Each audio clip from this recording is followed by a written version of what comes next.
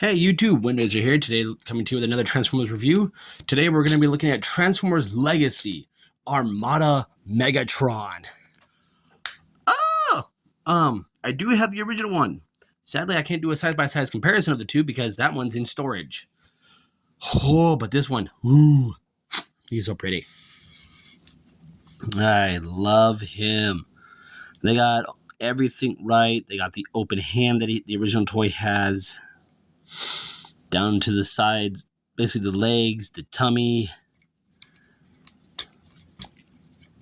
the shoulder pauldrons. There's supposed to be a Decepticon signature here because on the original toy there was like 1, 2, 3. The faceplate is just gorgeous. Come around to the back. The cannon part is perfect.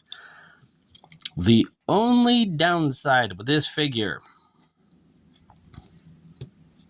is one playable feature, and we'll get into that once we get into vehicle mode. But you'll see it in one of his robotic alt modes. So we're going to go ahead and get into that first real quick. So go ahead, lift up the arms. I'm going to pull up his torso. Thank you. Bring the gun around. Rotate his waist. Bring the cannon down.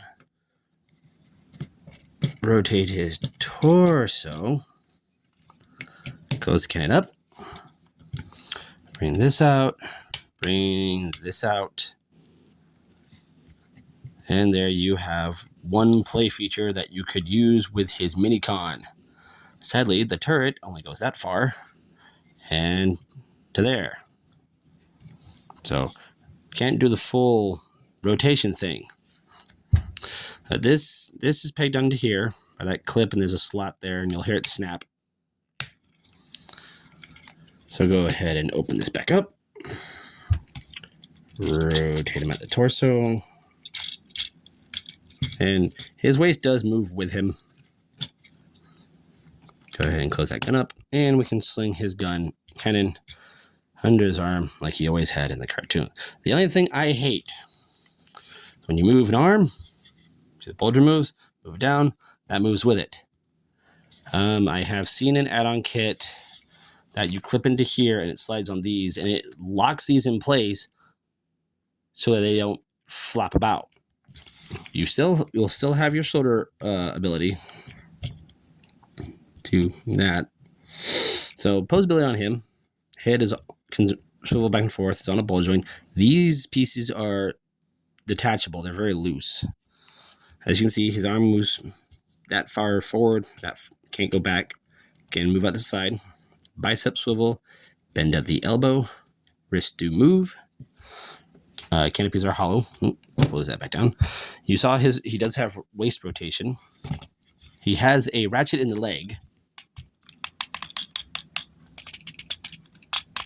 That's nice. There's in and out. Thigh swivel. Ratcheted knee. Ankle articulation. Get to that real quick. Then he's got this bit right here that symbolizes like the tube function in his ankle, and it's clipped into place. So, and toes really don't do much except move downward.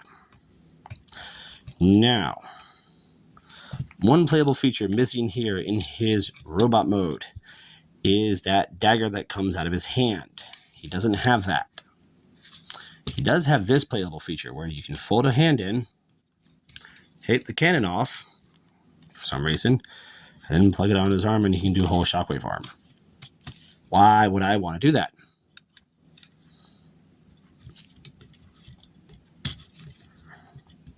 Like I said before, in my Starscream and Hotshot, I wanted minicons, and thankfully, finally, pardon me, for every fan that has been complaining about these Armada figures not coming out with minicons, they have did, and spoiler, the the Powerlinks Armada Hotshot with Jolt. He finally came with Jolt. But that jolts in the wrong colors for that figure, so it looks more akin to the Hotshot in his yellow colors. So we finally got a Minicon. I have a feeling that with any of these guys upgraded into their Power Links colors, they'll come with their Minicons. Which is sad, but I have a feeling that's going to be true. So, size-by-size comparison. Here he is with Gamer Edition Cliffjumper, G2 Grimlock, and Nemesis Leo Prime. I don't know how I'm going to do him. So, let's get into his transformation. First up, go ahead, move the cannon out the way. Alright, got that done. What we're going to do here is we're going to start with the fists, fold them in, and he has that peg on both hands. Go ahead, open these panels up, and flip the arm in, close it up. Go over here, open the panel, flip up the arm, and it will peg into place. Close it up. Arms are done. Go ahead and flip these panels up, straighten these out, bring this down,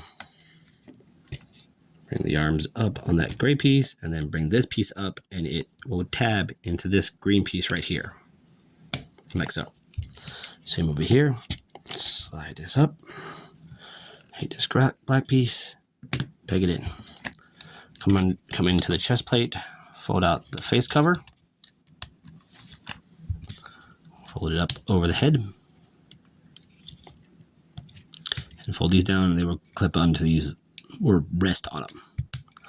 And there we have the upper part of the tank all done. Now for the next part.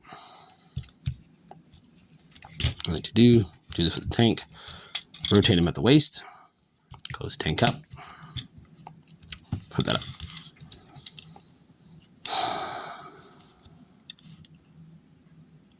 I don't think I need to do that, do I? I don't think so. No, I don't.